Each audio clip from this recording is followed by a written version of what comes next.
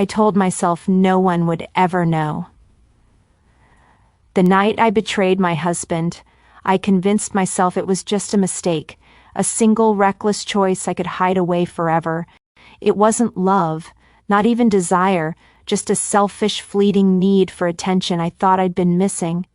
When it was over, I swore to myself it meant nothing, that I could still go home and be the same devoted wife I had always been. But guilt doesn't stay buried.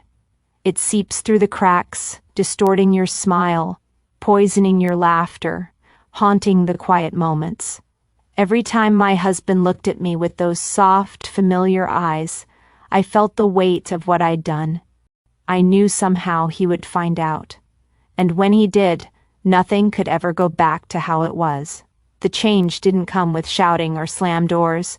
There were no demands for answers, no dramatic fights. Instead, it came slowly, like a tide pulling away. He stopped curling up beside me at night. He stopped asking how my day had gone. The little kisses, the ones that used to feel effortless, disappeared. At first, I told myself he was just tired or distracted.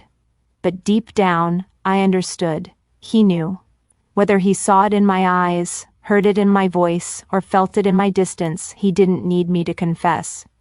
His silence told me everything.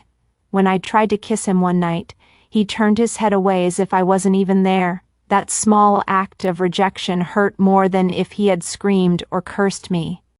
It was then I knew I had lost him. Not just his trust, but his love. He didn't rage, didn't accuse, didn't ask for details. He simply withdrew, leaving me lying next to a man who no longer felt like my husband. He became someone else. Quiet, cold, unreachable. And then came something worse. Though his love had vanished, he still reached for me at night, but it was no longer gentle, no longer intimate. There were no kisses, no whispers, no meeting of eyes, just a mechanical claiming that felt like a punishment. Each time I felt myself with her a little more. I wanted him to forgive me or to let me go, to end this cruel limbo.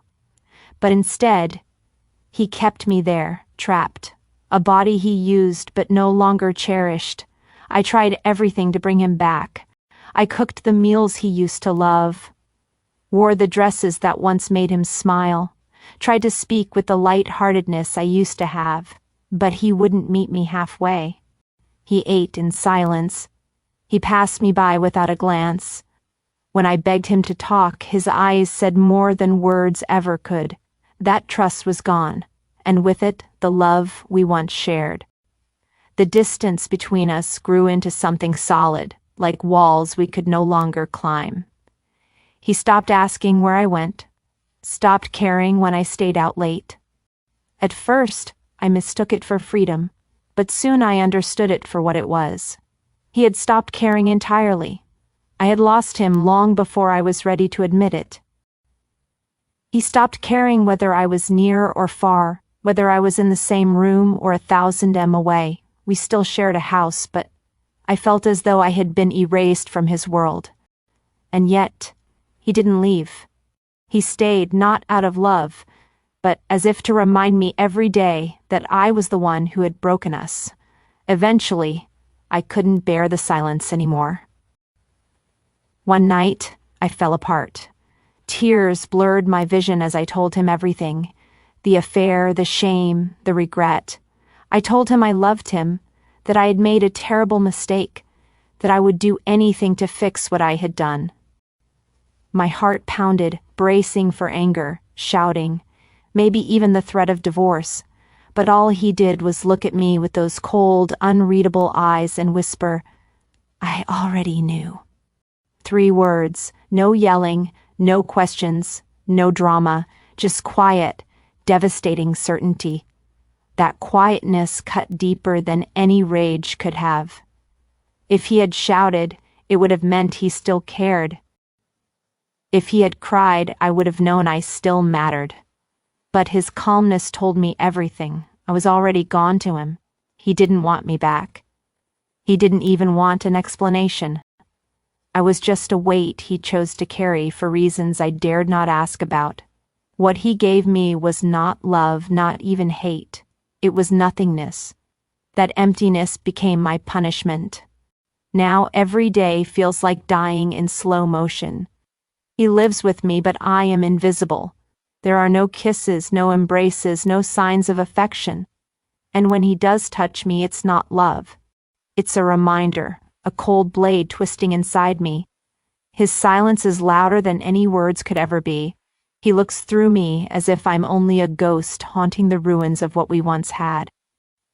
I used to think losing him would mean divorce, separation, an ending, but losing him means something worse, sharing a life with someone who no longer sees you. I carry my mistake like a brand trapped in a marriage that has already died. I thought cheating would give me excitement, freedom, something I was missing. Instead, it destroyed me. He didn't leave, didn't fight, didn't forgive. He just stayed, distant and untouchable, reminding me every single day what my betrayal cost. Now I lie awake at night, staring at the ceiling, realizing the cruelest truth of all. I haven't just lost him. Somewhere along the way, I lost myself too.